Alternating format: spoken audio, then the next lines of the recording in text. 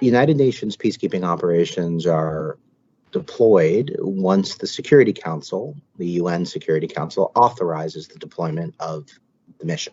That happens, and a resolution is passed that enables us, we, the Secretariat, to pull together all the resources that we need, that the Council has authorized, to go off and complete the specific tasks that they've assigned us. So we go where they send us, which means that it's ultimately a question of the political will of the international community. In some ways, that's the great strength of UN peacekeeping, that we represent the political will and the legitimacy of the international community when we deploy. Each mission has its own mandate that is designed by the Council and by us to try to address the specific issues that are happening on the ground in each particular situation. So each mission is kind of its own universe in a way, but they fall into three basic categories, what we call Chapter 6, Chapter 7, and Chapter 8.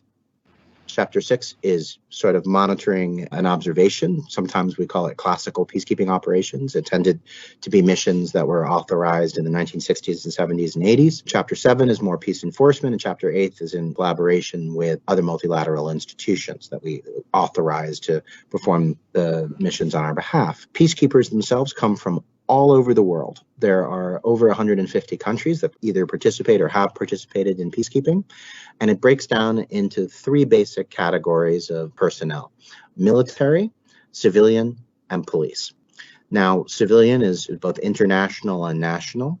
Police can be both individual police officers or individual police monitors and formed police units, which are kind of like riot police. And militaries can be contingent personnel, so sort of infantry battalion type things or other specialized units. And all of this is designed by the Council based on what the specific situation is on the ground. So different mandates, different chapters under which they're authorized by the Council, and different configurations, but all designed to do the same thing, which is to fulfill the tasks that are given to us by the Security Council to try to promote peace and security in the individual country that we are sent to.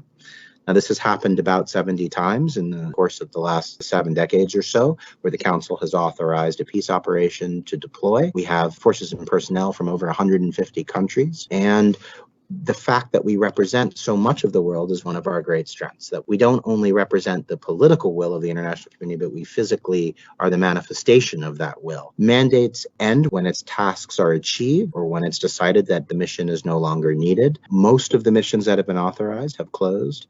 Most of the missions have closed successfully, and the missions themselves perform a variety of tasks, from protection of civilians to guaranteeing a political process or an electoral process, to doing what it can to ensure human rights and to help to protect delivery of humanitarian assistance and a variety of other things as designated by the Security Council. But the bottom line is that UN peacekeeping deploys when asked by the United Nations Security Council to try to promote peace and security in a particular context using forces that are given to us or basically lent to us by the international community themselves. It's a partnership, and it's a partnership that helps to protect civilians in some of the world's most dangerous places.